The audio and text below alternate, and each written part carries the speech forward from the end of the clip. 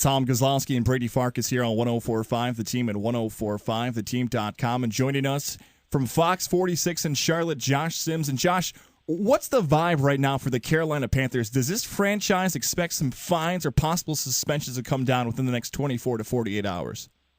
Yeah, I think yesterday's game it was a very chippy game. I think the guys are sort of expecting something to come of everything that Odell Beckham Jr. did in that game, and maybe even Josh Norman gets fines because he did retaliate, and it's not always the first guy but the second guy that gets punished as well. But I think, and you saw the video run back a number of times, Odell and Norman going back and forth, and the big one that stands out for me is the one where Odell Beckham led with his head and basically propelled himself at Josh Norman.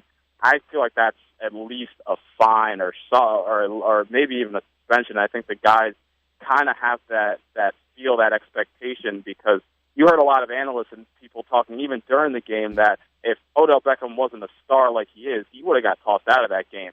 So I think once you go back and look at the tape, you kind of expect something to be done, and I think that was the vibe in the locker room yesterday, that something's going to be done, and Josh Norman kept saying, look at the tape, look at the tape. Once you look at that, that's all you need to see. We've heard a lot of reports after the game, although we haven't found any audio to confirm it, about Josh Norman using some very, very choice words about Odell Beckham Jr. Can you confirm that he did say those things?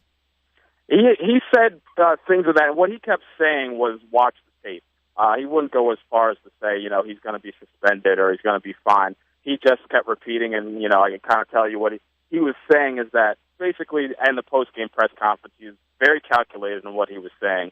He's basically saying, Odell Beckham, he's a star. He likes the limelight, likes to dance around. I think he kind of compared him to Michael Jackson at some point. But he kept saying, he's not about that life, basically. He said he's not about the grind that we put in. He's not, about, what it takes to be a great player in this league yet. And he was basically saying, or he basically came out and said, we exposed him yesterday, or I basically exposed him.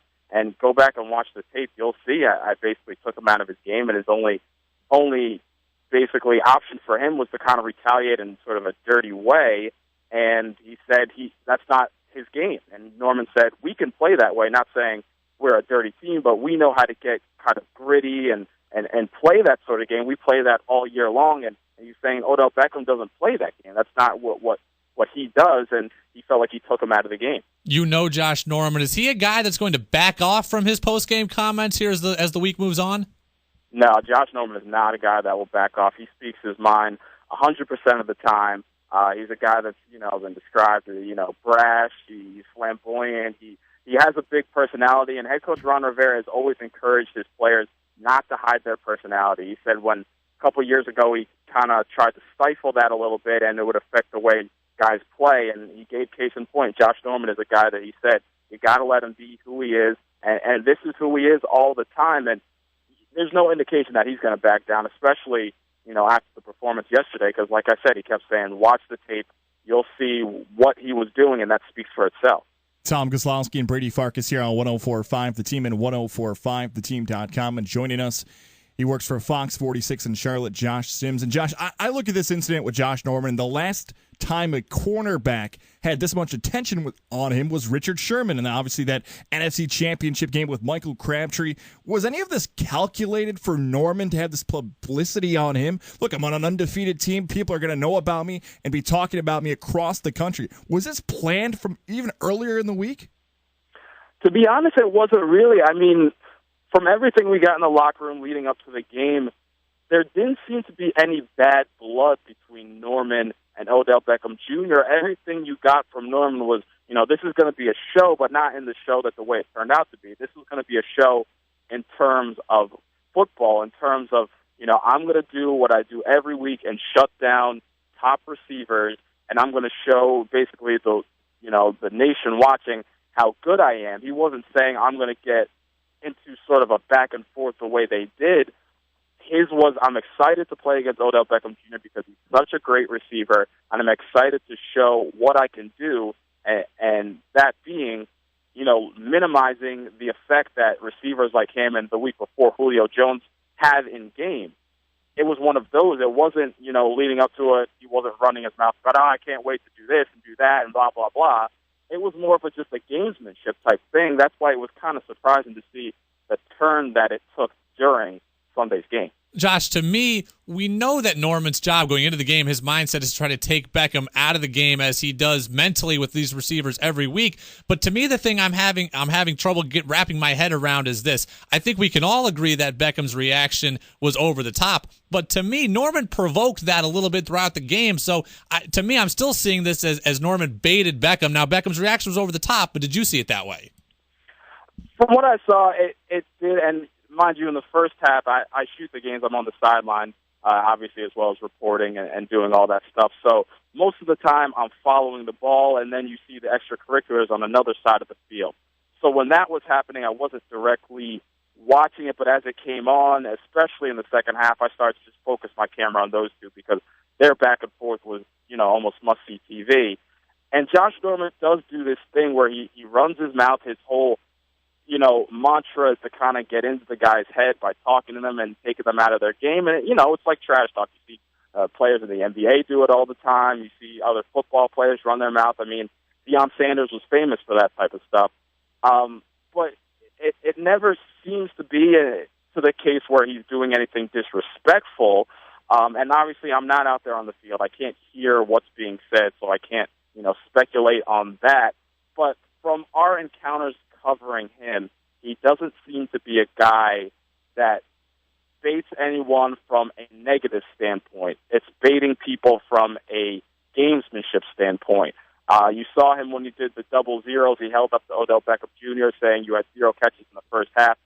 I don't see that as something that's stating facts right there. And maybe people can see it a different way, but, that's him saying, hey, I'm shutting you down, and I'm not showing you up in a negative way. I'm just telling you how it is. So basically nothing Norman did should have provoked that reaction, you're saying?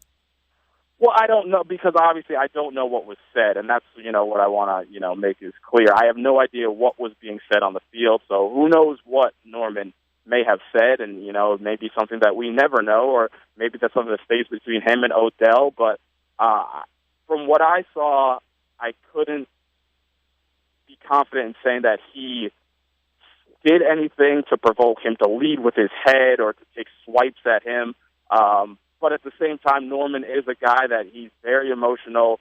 He let his emotions get the best of him, especially in the second half. And after the game, Ron Rivera was very, very upset about that. And he said it wasn't just Norman, it was everyone. But he said, we got to keep our composure. We can't get into back and forth with teams like that because, that's not our game. We have to keep our composure. And that's something that Norman definitely didn't do, especially in the second half of that game. Tom Kozlowski and Brady Farkas here on 104.5 The Team and 104.5theteam.com. And joining us, he covers the Carolina Panthers for Fox 46, Josh Sims. And Josh, would you say Carolina was exposed or tested yesterday?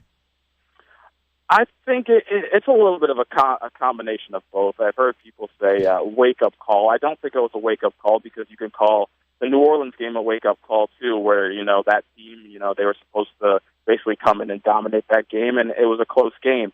I don't think it was exposure because, mind you, this team is pretty beat up. Peanut Tillman was playing his first game back at corner. You have, they lost their starting nickel corner for the year. Jonathan Stewart didn't play, and you can't underestimate how important the run game is for this team. It sets up what they do, and because they didn't have Jonathan Stewart in there, a lot of what the Panthers do is run the ball, and when they get the lead, they continue to pound the ball. And in the second half, when they built that lead, they couldn't run out the clock because they didn't have that workhorse in Stewart to do that. So you could say it was exposed, but they just didn't have their full arsenal. And that whole composure thing, like I talked about before, I think that back and forth between Norman and Odell Beckham allowed the Giants to catch some momentum, to get back in the game. And, hey, it's football. I mean, the Giants were playing for their lives. That was their season there. They weren't going to go out, with a whimper. They were going to go out with a bang, and basically that's what they did. So I would describe it more as just a team playing for their lives and another team not having the ability to close like they can when they have their starting running back. Cam Newton took a lot of shots yesterday, left shoulder, chest. Is Ron Rivera going to sit Cam and anyone else here to try to keep guys healthy, or is he going to go for the perfect season? Well, the thing is, with the Arizona Cardinals winning last night, home field advantage throughout hasn't been secured yet by the Panthers. And I think they are really playing for that home field advantage. They got the bye. They got, home field in the first round, but don't underestimate how important that is to this team to be able to play at home because they have a great home field advantage. And at the same time, Ron Rivera played on a team that got to 12-0. He knows what it means to go for history, and he knows these guys would love to just, go for 16-0. And at the same time, he's continuously said he's got to be smart about this, but at the same time, you could tell he has that inclination to kind of, see if they can make some history, but, at the same time, he's not going to put his players in jeopardy, so he's not going to, have Cam out there running all the time. He's going to probably dial some things back, but every indication he's given us, the media, is that, that they're going to try and go for it. He was there for the Panthers-Giants game this past weekend. He covers the Panthers for Fox 46 in Charlotte. Josh Sims. Josh, thank you so much for the time, man. Happy holidays, and enjoy the rest of the year. All right. Thanks a lot, guys. Same to you. Thanks, Josh.